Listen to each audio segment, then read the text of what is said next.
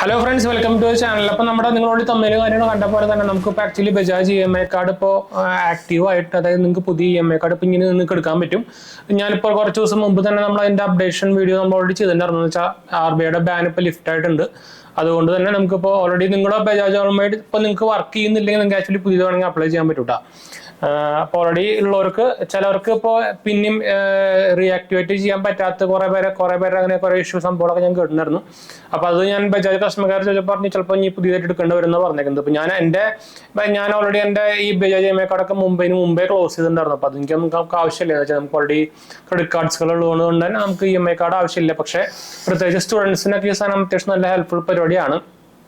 അപ്പോൾ നിങ്ങൾക്ക് ഇപ്പോൾ അറിയായിരിക്കും ബജാജ് EMI നെറ്റ്വർക്ക് എന്ന് പറയുമ്പോൾ അത്യാവശ്യം ഒരു 1.5 lakhs ഓഫ് ഷോപ്പിൽ അവർക്ക് പാർട്ട്ണർഷിപ്പ് സംഭവങ്ങളൊക്കെ ഉണ്ട്. അപ്പോൾ അതുകൊണ്ട് തന്നെ നമുക്ക് നമ്മുടെ നോ കോസ്റ്റ് EMI പ്രൊഡക്ട്സ് വാങ്ങിക്കാൻ പറ്റും. അതുപോലെ തന്നെ ഓൺലൈനും വാങ്ങിക്കാൻ പറ്റും, ഓഫ്ലൈനും വാങ്ങിക്കാൻ പറ്റും. അതാണ് അതിൻ്റെ ഒരു ഗുണം. അപ്പോൾ ഇപ്പം നിങ്ങൾക്ക് ഒരു പുതിയൊരു EMI കാർഡ് എടുക്കണമെന്ന് ഉണ്ടെങ്കിൽ നിങ്ങൾക്ക് ആക്ച്വലി ഇപ്പോൾ അപ്ലൈ ചെയ്യാൻ പറ്റും. അപ്പോൾ ഞാൻ എന്തായാലും നമ്മുടെ സെറ്റപ്പിൻ്റെ റെഫറിൽ ഞാൻ താഴെ കൊടുക്കുന്നുണ്ട്, നിങ്ങൾക്ക് അതിൽ കൂടെ അപ്ലൈ ചെയ്യാം കേട്ടോ. അപ്പോൾ ഇതിന് ആക്ച്വലി നമുക്ക് മൊബൈൽ നമ്പറും ആധാർ കാർഡും പാൻ കാർഡും വെച്ചിട്ട് നമുക്ക് അപ്ലൈ ചെയ്യാൻ പറ്റും. നോർമൽ നമ്മുടെ ക്രെഡിറ്റ് കാർഡ് അപ്ലൈ ചെയ്യുന്ന പ്രൊസീജിയർ തന്നെയാണ്. ആദ്യം തന്നെ ഞാൻ താഴെ കൊടുത്തതിന് ലിങ്ക് അതിൽ കൊടുത്തു കഴിഞ്ഞാൽ നിങ്ങൾക്ക് പേരും ഫോൺ നമ്പറും കൊടുത്തു കഴിഞ്ഞാൽ അതിനുശേഷം ബജാജിൻ്റെ സൈറ്റിലേക്ക് പോകും. അവിടെ എത്തിയിട്ട് നിങ്ങൾക്ക് നമ്പർ കൊടുത്താൽ മതി. അപ്പോൾ അതിന് OTP സംഭവമൊക്കെ കഴിഞ്ഞതിന് ശേഷം നിങ്ങളുടെ ഡീറ്റെയിൽസും സംഭവമൊക്കെ ഫില്ല് ചെയ്തിട്ട് പിന്നെ നമുക്ക് ആധാർ കാർഡും പാൻ കാർഡും ഡീറ്റെയിൽസും വെച്ചിട്ട് വെരിഫൈ ചെയ്യുക. അതിനുശേഷം KYC ആയിരിക്കും അത് ചെയ്യുക. അതിനുശേഷം നമുക്കൊരു 1 ടൈം ഫീ വരും. 599 രൂപ നമുക്കൊരു 1 ടൈം ജോയിനിങ് ഫീസ് അതിന് വരുന്നുണ്ട്. അപ്പോൾ അത് അടയ്ക്കേണ്ടി വരും കേട്ടോ. അപ്പോൾ കുറേ പേർക്ക് സംശയമുള്ളതാണ്. ഇതിന് ആക്ച്വലി ചാർജസും സംഭവമൊക്കെ ഉണ്ട്. ഞാനത് ഇപ്പോൾ തന്നെ എടുത്ത് പറയാം. എന്ന് വെച്ചാൽ ഇവർക്ക് കുറേ ചാർജസ് വരുന്നുണ്ട്. നമ്മുടെ നോർമൽ ക്രെഡിറ്റ് കാർഡ് വരുന്ന പോലെ തന്നെ ക്രെഡിറ്റ് കാർഡിനായിട്ട് കൂടുതൽ കുറച്ചും കൂടിയും ചാർജസ് ഉണ്ടെന്ന് വേണമെങ്കിൽ പറയാം കേട്ടോ. ഓക്കെ. അപ്പോൾ EMI നെറ്റ്വർക്ക് കാർഡ് ഫീ ആയിട്ട് 530 രൂപ വരുന്നുണ്ട്. അതുപോലെ തന്നെ ഓൺലൈൻ കൺവീനിയൻസ് ഫീ ആയിട്ട് 69 രൂപ വരുന്നുണ്ട്. EMI network card loan limit enhancement വരുമ്പോൾ നിങ്ങൾക്ക് അത് ലിമിറ്റ് കൂട്ടണമെന്നുണ്ടെങ്കിൽ 117 രൂപ കൊടുക്കണം. എനിക്ക് ആദ്യം കൊണ്ടുണ്ടായിരുന്നു, ഞാൻ പക്ഷെ എടുത്തിട്ടുണ്ടെന്നില്ല. പിന്നെ EMI നെറ്റ്വർക്ക് കാർഡ് ആനുവൽ ഫീ വരുന്നുണ്ട്, 117 രൂപ ആനുവൽ ഫീ വരുന്നുണ്ട്. പിന്നെ ആഡ് ഓൺ കാർഡ് എടുക്കണമെങ്കിൽ 199 രൂപ വരുന്നുണ്ട്. ഇതാണ് ഇതിൻ്റെ ഫീസ് എന്ന് പറയുന്നത്.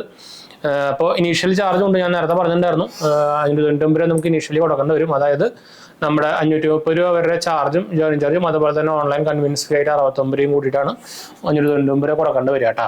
അപ്പോൾ ആരെങ്കിലൊക്കെ നമ്മുടെ EMI കാർഡ്, നമ്മുടെ ബജാജ് EMI കാർഡ് എടുക്കാൻ താല്പര്യമുണ്ടെങ്കിൽ എടുക്കാൻ മറക്കണ്ട. ഇപ്പോൾ അവൈലബിൾ ആയിട്ടുണ്ട്. ലിങ്ക് അയൽക്കാൻ താഴെ കൊടുക്കുന്നത്. വെച്ചാൽ കുറേ പേര് നമ്മളോട് ചോദിക്കുന്നതാണ്. ഇപ്പോൾ ഈ സാധനം ബാൻ ആയതിനു ശേഷം കുറേ പേര് നമ്മളോട് ചോദിക്കാറുണ്ട്, കോട്ടക്കിൻ്റെ EMI കാർഡ് എടുക്കണോ അല്ലെങ്കിൽ IDFCയുടെ EMI കാർഡ്. പക്ഷേ അത് ഞാൻ റെക്കമെൻഡ് ചെയ്യില്ല. എന്ന് വെച്ചാൽ മെജോറിറ്റി ഷോപ്പിലും സാധനം അക്സെപ്റ്റ് ചെയ്യുന്നില്ല. അത് മാത്രമല്ല ഓൺലൈനിൽ പ്രത്യേകിച്ച് സാധനം അക്സെപ്റ്റ് ചെയ്യില്ല. അപ്പോൾ അതാണ് ഭയങ്കര പ്രോബ്ലം. അതിനും പക്ഷേ ഇതുപോലെ ചാർജസ് സംഭവമൊക്കെ ഉണ്ട്. അപ്പോൾ നമുക്കത് വേസ്റ്റ് ആണ്. ഇതിന് ആകെ ഒരു കോൺ എന്ന് പറയാനുള്ളത് എന്ന് വെച്ചാൽ ഇവർക്ക് ഇപ്പോൾ ഫിസിക്കൽ കാർഡൊന്നും ഇല്ല, ഡിജിറ്റൽ കാർഡ് മാത്രമല്ലോ. ഞാൻ അപ്ലൈ ചെയ്യുമ്പോൾ തന്നെ അതിന് ഫിസിക്കൽ കാർഡൊക്കെ അവർ നിർത്തിയിരുന്നു. അപ്പോൾ ബാക്കി കോട്ടക്കിൻ്റെ കാർഡിനൊക്കെ ഫിസിക്കൽ കാർഡ് ഉണ്ട്, ATM കാർഡ് പോലെ കാർഡ് ഉണ്ട്. ഇതിനങ്ങനെ ഒരു ഫിസിക്കൽ കാർഡ് ഇല്ല, ഡിജിറ്റൽ കാർഡ് മാത്രമല്ലോ. ബജാജ് EMIൻ്റെ ബജാജ് ഫിൻസർവിൻ്റെ ആപ്പ് ത്രൂ നമുക്ക് അതിൻ്റെ ഡീറ്റെയിൽസും സംഭവം, ലോൺ ഡീറ്റെയിൽസും അങ്ങനത്തെ സംഭവങ്ങളൊക്കെ കാണാൻ പറ്റും കേട്ടോ.